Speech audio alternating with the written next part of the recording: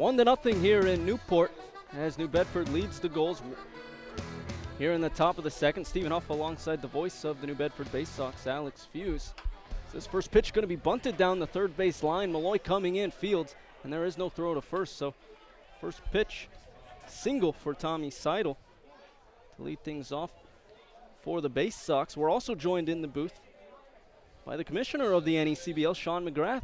Sean, thank you for joining us here tonight. Happy to be here. It's always a pleasure to visit Cardines and see the Gulls in action here in a beautiful setting on a beautiful June night. And again, it's a sign that summer has arrived in New England. This pitch is going to be grounded over to James at short. Fields off at 2 hops. Throws to second for 1. Over to first in time for 2. So 6-4-3 double play.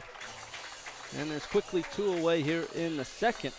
That was a sharp double play turn right there. Wasn't it? Tough up for James, and he fielded it well. Yeah. Now, starting with you, I know you're the commissioner now, but you actually started in this league as a player.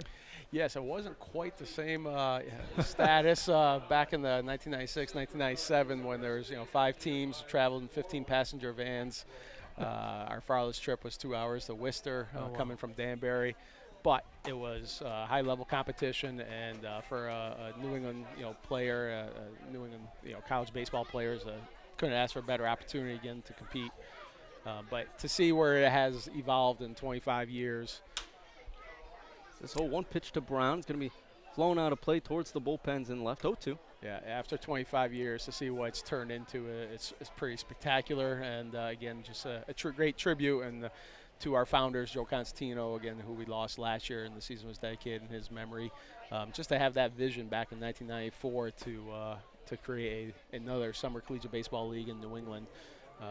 We're very proud of where we've come and where we're at, and really excited about the next 25 years. Well, part of that trajectory, at least for you and the league, but for you specifically, you were a player. This one's going to be lined into the right center gap, so Elijah Brown is aboard with a 2-out single. So the lineup flips over now for New Bedford. You started as a player in the league, and then you became the GM of North Adams. What was that experience like? So as a North Adams resident, when I was in college, I had to go away to play summer ball. And then in 2002, a team developed in North Adams. The North Adams Steeplecats was found. At the time, I was coaching college baseball at Williams College and ended up joining the Steeplecats in 2002 as the first base coach, hitting coach for that team. And that was a great opportunity to be in the dugout. One of our catchers, Bobby Wilson, has had a long-time Major League Baseball career. He's been bouncing around last couple of years, AAA and back in the big leagues. But he was a special one. We're still in touch, and he was the first Steeplecat that really made a name for himself in the big leagues. And then 2 years later, had the opportunity to join the organization in the general manager position. Again, just 3 years removed from playing professional baseball myself. It was kind of something I didn't know if I was ready for. Had the experience certainly as a player and as a coach, but recruiting and leading in that manner is very different. It's a fine balance between the community aspect and the players and the player development. At times, baseball is easier. The hardest thing is to do what Newport does here and put 2,000 fans in the attendance and have a great on-field entertainment and really make an impact in the community and the families and the kids. Sometimes that's harder than putting a runner takes off for second. Throw from Cerruto's in time for out number 3. So New Bedford doesn't score any here in the top of the second off of 2 hits. That was a great pickup by the second baseman there for Newport to pick that and put the tag on. Heading into the bottom of the second, New Bedford still leads the Gulls 1-0.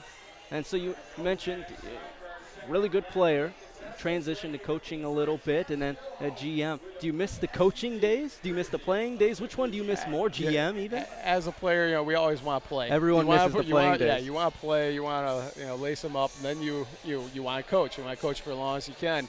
Right now, this is my my experience with the game.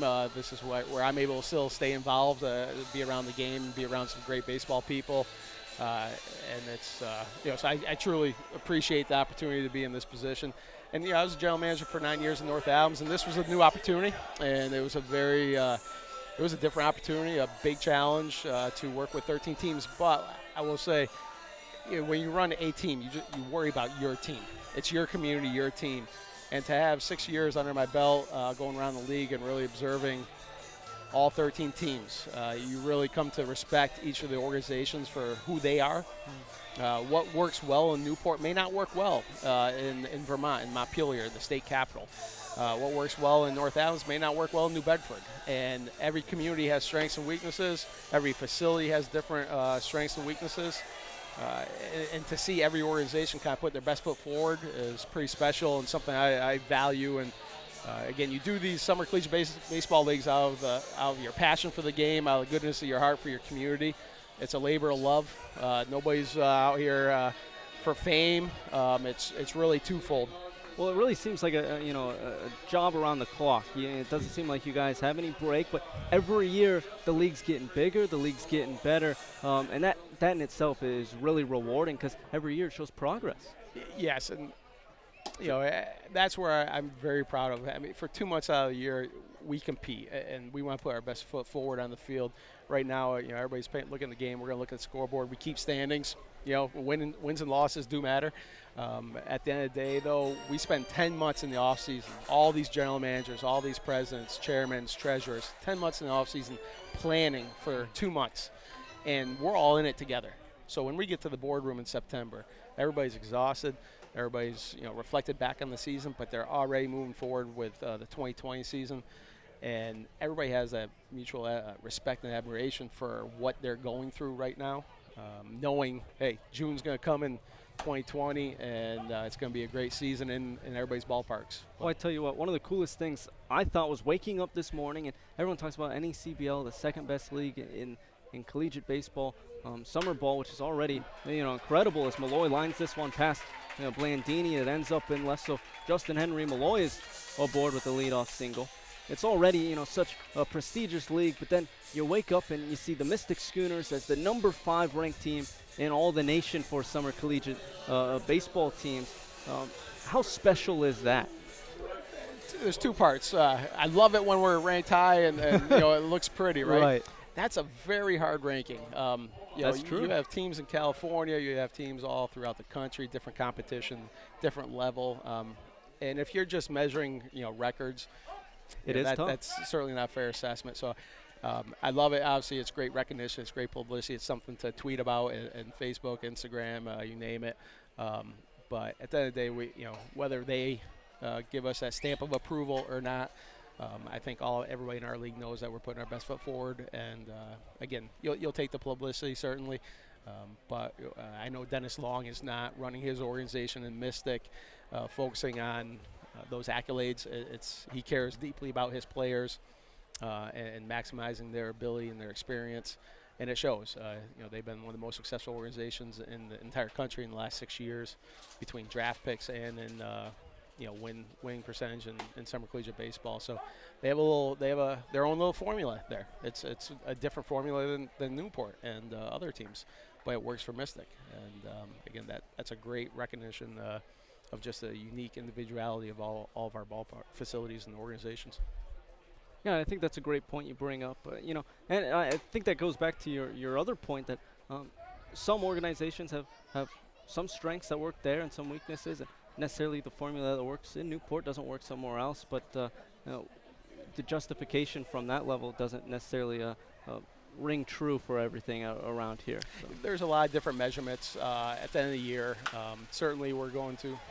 Bosick rounds one through the 3-4 hole and ends up in right field. So 2 straight singles for the Gulls. Runners on first and second with no away here in the bottom of the second. Yeah, certainly we're going to hand out a big trophy, the Fay Vincent Senior Cup, which is similar to the Stanley Cup. I mean, it's an impressive trophy. It might not be a Stanley Cup, but to put your name on that trophy, it's going to have 75 years eventually of champions listed on that trophy. It's a pretty special trophy, but that's one measurement. Major League Baseball, our contribution to Major League Baseball is another measurement, and we care deeply about our relationship with Major League Baseball and vice versa. This one from Tours pops straight up in the shallow center field, calling everyone off his heart. Now coming over all the way from shortstop is Blandini for out number 1. But again, there's only going to be one team that's going to win at their last game of the year. And as a general manager for 9 years, I never brought home the Fay Vincent Senior Cup, but there are some great successes that we're very proud of. The community aspect of it, what we do back in the community. I mean, what Chuck and Chris Patsos and Ryan with the Newport Gulls, what they do back here in the community, regardless of what happens on the field, is absolutely priceless and an enormous success. It's really special. And if nobody knows about the NECBL, I mean, we're all 13 charitable organizations. The NECBL, the league itself, is a nonprofit entity, and they thrive and do this out of the goodness of their heart. It's a passion for the game and the community, and wins and losses are certainly one measurement. But at the end of the season, all 12 team organizations have an opportunity to reflect back on what they've done for their players, what they've done for the community, and there's a lot of great successes. And for many players, this is one of their best experiences playing baseball. Yeah, I think a lot of the players have already talked about, that outreach to the community. Ceruto takes a big hack at this one and misses. Strike one to Ceruto. But already, that outreach to the community and how they felt a special bond here at Newport, and how this is already some of their favorite summers, not just from baseball, but just that outreach to the community and that bond that they already feel. Going to school, reading to the kids, and something that they just don't necessarily have back home, and that the NECBL can provide. Yeah, it's funny. I've heard scouts, I didn't quite expect this, but I've heard scouts say they love coming to the NECBL to see how players compete in the summer, because it is different than the college. Ceruto shatters a bat. He's going to have to fetch a new one, as that one's only good for toothpicks. College, when college has a program, it's a 4-year program. The coach has a vision. He's bringing in new players each and every year. How you fit in that program may change from year to year. You come here for 2 months. You got 44 games. You got players from all around the country. Everybody's in a foreign territory. You bond just by living with a host family and being in a foreign territory. You bond on the bus trips. You spend a lot of time together, and the scouts like it because the kids are a little bit more relaxed. It's a little there's a lot of philosophies around the league. One of them is June is fun, and July is we start trying to navigate, be a little more strategic on the strategy on the field, and then August is for championships. Yeah, I think it's that sentiment. You can tell these guys are a lot more relaxed, and they're becoming more relaxed as they all become bonded with each other. And summer ball is a lot of fun for them. But you still have that competitive atmosphere, and I think that's what makes this league so special. Yeah, I had situations where we had pitchers that would throw. This one's going to be grounded hard to third. Throw to the plate in time for out number one. Throw home. Going to be over the head of Brickman. End up in right. Coming around to score is Bosick from third, and they're going to wheel home Justin Henry Malloy. Actually, Peter Ceruto, so he will score as well. And moving up to the plate is actually. We're going to have a ruling. The umpire is calling the catcher's interference, I think, on the slide at home on the attempt for a double play. Malloy. He made it pretty quick. And Malloy interfered on the throw. Whoa. Good catch there from Sean McGrath, our commissioner of the league. As a former position player back in the day in pro ball, when you could do that, the Mets, you certainly were trained in a play like that. You're not sliding. You're not sliding into home plate. You got to break up double play as if they're turning two. And when I looked over, I thought I saw a leg flare up, and it was the catcher's buck. So it was catcher interference from Malloy as he slid in. Kevin Winterroad, the coach, arguing, but not much of an argument, as he understands he's not going to win that argument. You did see, if you look at the replay, Buck's leg interfered as he threw, and that might have been the reason why the throw ended up in right field. So, and this is where I say, that these umpires are NCAA trained, certified umpires. I am not. I don't know the rule, and going to have to lean on the trained umpire for the proper ruling in that situation. And so it will be a 5-1-3 double play to end the inning. Back in the day, though, that would be a great play. That was a clean play. A lot of scouts would be very happy with, to say, hey, he went in hard and broke up the double play. So no runs score for the Gulls in the second, and they head into the third down a run. Yeah. But, Sean, You've been with us a whole inning. We appreciate it. I know you're a busy man here in Newport. You want to enjoy the game, and you got a lot of people to meet. So, Sean McGrath, the commissioner of the NECBL, thank you for joining us here today. Hey, great to be here. Have a great season. Again, I can't thank you all enough for bringing these games into the homes of our fans, our parents from around the country. I know they tune in nightly and look forward to following their kids' summer all year. And so thank you for all the great work that you all do. And Newport, again, nobody does it better. So keep up the great work. The pleasure's all ours, trust me. So, Sean McGrath, everybody.